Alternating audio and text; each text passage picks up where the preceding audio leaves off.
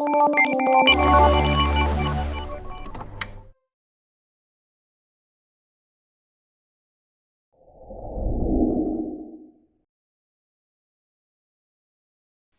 smart. Jangan lihat siapa yang bicara, tapi lihatlah apa yang disampaikannya. Wah, ini banyak sekali aktivitasnya Pak Nasrullah. Tapi di tengah banyaknya aktivitas yang dilakukan, kok sempat-sempatnya nulis buku nih Pak? Iya, buku bagi saya adalah jendela dunia ya. Oke. Jadi saya banyak sekali dapat inspirasi dari sebuah alat ilmu namanya buku. Lalu kemudian akhirnya saya sepertinya menemukan sebuah benang merah dari semua yang saya alami dalam kehidupan, lalu kemudian dalam bisnis dan buku-buku yang saya baca. Maka saya punya hutang gitu ya, saya punya sebuah amanah untuk membuat sebuah karya dan alhamdulillah sebelumnya saya membuat buku ini bersama dengan Pak Ipo Santosa. Oke. Beliau yang penulis 7 Keajaiban Rezeki, kemudian kita bikin buku Magnet Rezeki. Lalu kemudian setelah itu saya beranikan diri membuat buku sendiri dengan judulnya Rahasia Magnet Rezeki. Oke, jadi ini bisa dikatakan kelanjutan dari buku sebelumnya? Iya, betul sekali. Oke, Pak Nasrullah mungkin bisa langsung di-share ke smart listener. Buku Rahasia Magnet Rezeki ini isinya tentang apa sebenarnya? Apa yang melatar belakangi menulis buku ini? Iya, jadi buku ini adalah doa saya.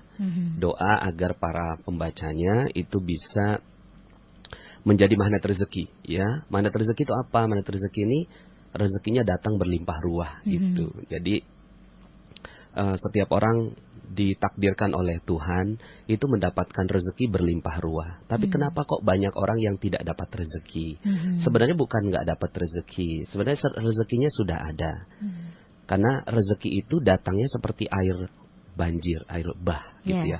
Datang dari atas ke bawah. Lalu kemudian semua orang pasti dapat airnya kalau berada di bawah. Tapi kenapa kok ada orang yang nggak dapat? Nah, orang yang nggak dapat ini bukan karena dia nggak dapat rezeki, tapi karena dia pasang perisainya. Jadi inilah perisai yang mesti dibuka gitu ya dari setiap orang. Ketika perisainya terbuka, maka yang terjadi adalah rezeki berlimpah ruah datang kepada orang tersebut. Nah, buku ini adalah salah satu cara untuk membuka perisai-perisai tersebut ya. Jadi perisainya ya cukup banyak, tapi di buku itu saya ringkas menjadi 4 bab gitu ya. Jadi bab pertama tentang keyakinan terhadap dunia kuantum gitu ya. Bahwa kita satu, sama dan terhubung. Di mana satu, sama dan terhubungnya? Di dunia lain, bukan di dunia realita. Tapi sebenarnya dunia itu ada di tengah-tengah kita. Seperti misalnya listrik gitu ya, kita nggak ngelihat. Kemudian gelombang radio ini juga kan nggak ada kabelnya, tapi kok pemirsa bisa pada dengar gitu. Ini ada dunia lain. Nah, kalau terhadap radio itu bisa terhubung, maka terhadap rezeki juga begitu gitu ya. Sama halnya ya. Sama halnya. Nah, tinggal bagaimana kita memenuhi syarat-syaratnya untuk mendapatkan gelombang rezeki begitu ya. Nah, jadi itu bab yang pertama tentang dunia kuantum, satu, sama dan terhubung. Nah, di situ banyak saya ceritakan tentang kisah-kisah saya yang menurut saya ya ajaib begitu ya. Ajaib ya. Kok bisa ya gitu ya. Tapi setelah itu saya coba pelajari gitu ya. Akhirnya ketemu sebuah konsep gitu ya, yang akhirnya di bab kedua, ketiga, keempat saya jelaskan kenapa itu bisa terjadi. Contohnya misalnya begini, waktu itu saya diinstalkan sebuah aplikasi Google Earth gitu ya, tahun 2006. Itu kan belum banyak orang yang tahu. Betul. Gitu ya. Terus kemudian saya main-main di aplikasi itu. Loh, kok masih ada tanah di belakang rumah saya, di belakang rumah kontrakan begitu ya. Kurang lebih 2 hektar. Kemudian saya bilang gini, ini tanahnya siapa gitu ya, kok masih ada tanah luas. Kan saya punya ilmu magnet rezeki. Bismillah, insya Allah ini tanahnya akan datang pada saya. Bukan saya yang datang ke sana gitu. Kan ilmunya magnet gitu. Kemudian akhirnya tiba-tiba beberapa hari kemudian benar aja Pak Lurah datang, Pak Nas mau beli tanah nggak? Boleh Pak, di mana? Di situ tuh. Oh itu yang saya lihat di Google Earth. Oke. Boleh deh Pak, saya diantarkan ke pemilik tanahnya. Wah. Datanglah saya ke pemilik tanahnya.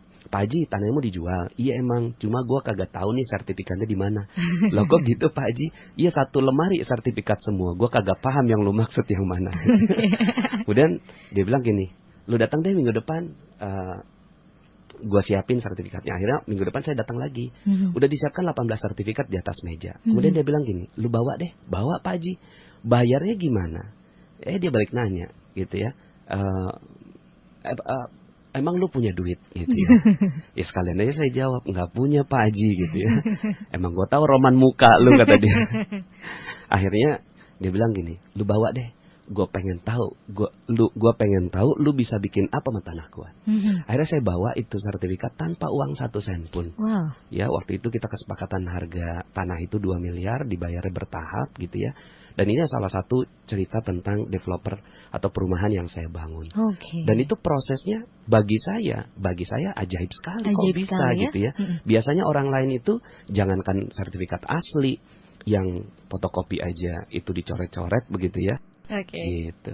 Oke, baik, ini menarik sekali ceritanya, tapi Siap. kita simpan dulu nih Pak Nasrullah untuk di sesi berikutnya supaya smart listener ini lebih penasaran lagi tentang buku rahasia magnet rezeki ini. Siap. Oke. Apa itu magnet rezeki? Kita biasa menyebut duduk diam rezeki datang sendiri. Tentunya tidak ada yang seperti itu ya. Tapi memang secara real ternyata ada dunia keajaiban yang beredar di sekitar kita.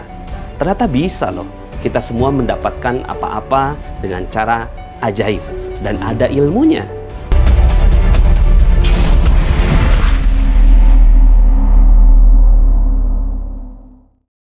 Hai guys, jangan lupa subscribe YouTube channelnya ya.